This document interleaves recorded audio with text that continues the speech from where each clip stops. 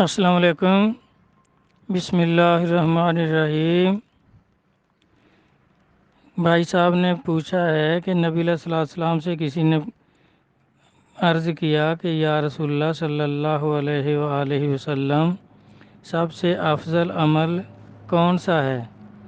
تو سرکار نے فرمایا کہ تیری زبان مرد دم تک ذکر اللہ سے تر رہے۔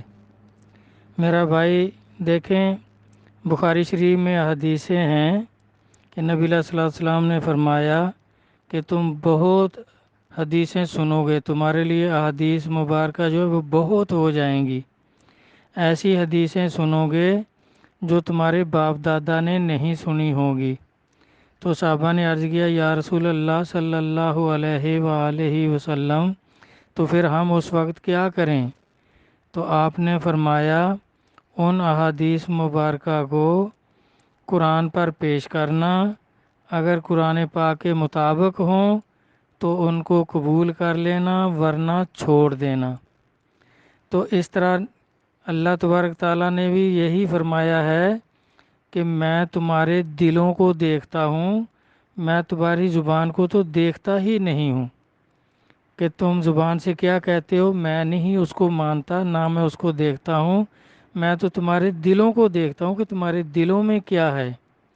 اور نبی علیہ الصلوۃ والسلام نے بھی فرمایا کہ تمہارے جسم کے اندر ایک گوشت کا مچا ہے، اگر وہ پاک ہو جائے تو سارا جسم پاک ہو جاتا ہے، اگر وہ غلیظ ہو جائے تو سارا جسم غلیظ ہو جاتا ہے، اور وہ کیا ہے؟ وہ تمہارا دل ہے۔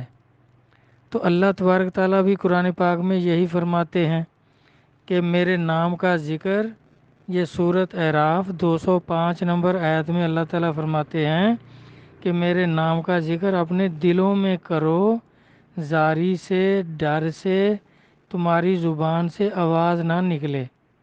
اور باؤ صاحب نے بھی اس کی یہی وضاحت فرمائی ہے کہ جیب نہ ہلے، ہونٹ نہ پھڑکن، پکا نمازی سوئی ہو، زبانی کلمہ ہر کوئی پڑھدا، دل دا پڑھدا کوئی ہو۔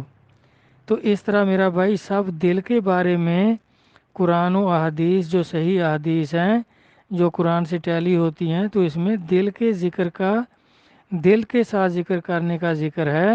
زبان سے تو صرف زبان پاک ہوگی، دل تو پاک نہیں ہوگا۔ تو اللہ تبارک تعالیٰ تو دلوں کو دیکھتے ہیں، اور زبان تر جو کرنی ہے وہ تو حلوے سے بھی ہو جاتی ہے۔ تو اس طرح میرا بھائی اللہ تبارک تعالیٰ قرآن پاک میں فرماتے ہیں کہ کثرت سے میرا ذکر کرو، ذکراً کثیرا۔ تو کثرت سے ذکر کب ہوگا؟ بلے شاہ صاحب فرماتے ہیں اس کی تفسیر میں کہ کثرت سے اس وقت ہوگا جیسے ایک پیالہ پانی کا آپ کے پاس ہے، بھرا ہوا ہے، اور اس میں اگر ایک قطرے کی بھی گنجائش ہے تو اس کو ہم کثرت سے بھرا ہوا نہیں کہہ سکتے، کیونکہ ابھی اس میں گنجائش ہے ایک قطرے کی۔ جب ایک قطرے کی بھی گنجائش نہ رہے کہ جب اس میں ایک قطرہ پانی کا ڈالو تو دوسری طرف سے ایک قطرہ نکل جائے، تو اب وہ لبالب بھرا ہوا ہے، کثرت سے بھرا ہوا ہے۔ تو اسی طرح انسان جو ہے یہ 24 گھنٹوں میں 24,000 سانس لیتا ہے۔ اب اتنا ذکر کرو کہ تمہارا کوئی سانس جو ہے وہ خالی نہ جائے۔ تو یہ دل کے ساتھ، ہر سانس کے ساتھ ذکر کرنے سے اتنا ذکر ہو سکتا ہے، کیونکہ کہتے ہیں نا جو دم غافل سو دم کافر۔ تو دم سانس لینے کو کہتے ہیں۔ اللہ تبارک تعالیٰ کا جو فرمان ہے قرآن پاک میں کہ کثرت سے ذکر کرو، تو اس پر عمل اسی طرح ہو سکتا ہے کہ دل کے ساتھ ذکر کرو اور ہر سانس کے ساتھ ذکر کرو۔ قلبی ذکر جس کو پاس نفاس کہتے ہیں، قلبی ذکر جو اولیاء کرام تعلیم کرتے ہیں، تو وہ کثرت سے ہو سکتا ہے، کیونکہ زبان سے تو ہم دنیاوی کام بھی کرتے ہیں، بات چیت کرتے ہیں، کھانا کھاتے ہیں، تو اس ٹائم بھی زبان ذکر نہیں کر سکتی۔ تو یہ ہر سانس کے ساتھ تو زبان کے ساتھ نہیں ہو سکتا، تو یہ دل کے ساتھ ہی ہو سکتا ہے کہ دل کے ارادے سے سانس باہر آئے تو لا الہ اندر جائے تو الا اللہ، کیونکہ نبی علیہ الصلوۃ والسلام کا فرمان پاک ہے کہ افضل ذکر لا الہ الا اللہ، مسجدوں پر لکھا ہوا بھی آپ نے دیکھا ہوگا۔ تو یہ افضل ذکر لا الہ الا اللہ ہے، اور کرنا کس طرح ہے؟ اللہ تبارک تعالیٰ فرماتے ہیں قرآن پاک سورۃ اعراف 205 نمبر آیت میں کہ اپنے دل میں میرا ذکر کرو زاری سے اور ڈر سے، اور تمہاری زبان سے آواز نہ نکلے۔ تو کثرت سے ذکر بھی، یہ بھی دل کا ذکر سانس کے ساتھ ہو سکتا ہے، جس کو اولیاء کرام پاس نفاس کہتے ہیں۔ تو میرا بھائی زبان تر رکھنا، تو یہ اب وہی حدیثیں ہیں جو نبی پاک صلی اللہ علیہ وسلم نے فرمایا کہ ان کو قرآن کے ساتھ ٹیلی کرنا۔ اب یہ قرآن میں اس کا کوئی ثبوت نہیں ہے کہ زبان سے ذکر کرتے رہو۔ تو زبان تو اللہ تبارک تعالیٰ نے باتیں کرنے کو، دنیاوی کام کرنے کو، کھانے پینے کو، کھانا نگلنے کو، اور اس کے کتنے کام ہیں، اور اچھی باتیں کرنے کے لیے، بری باتوں سے روکا ہے۔ تو یہ ذکر کے لیے تو اللہ نے اب اللہ تعالیٰ فرماتے ہیں دل میں میرے نام کا ذکر کرو، اور خود فرماتے بھی ہیں کہ میں تمہاری زبانوں کو نہیں دیکھتا، کیونکہ آدمی زبان سے کچھ کہتا ہے دل میں کچھ ہوتا ہے۔ تو دل سے جب خلوص کے ساتھ ذکر کرو گے، قلبی ذکر، تو وہ سانس کے ساتھ ہوگا، کیونکہ سانس کا تعلق جو ہے وہ دل کے ساتھ ہے، اور دل کا تعلق سانس کے ساتھ ہے۔ اور پھر اللہ تعالیٰ فرماتے ہیں کہ سوتے جاگتے پہلوؤں کے بل لیٹے میرا ذکر کرتے رہو۔ تو اب سوتے میں زبان کے ساتھ کیسے ذکر کریں گے؟ جب آدمی سو جاتا ہے تو زبان بھی بند ہو جاتی ہے، اور پہلو کے بل لیٹے، سو کر ہی لیٹتا ہے آدمی، تو پھر تو ذکر نہیں ہو سکے گا۔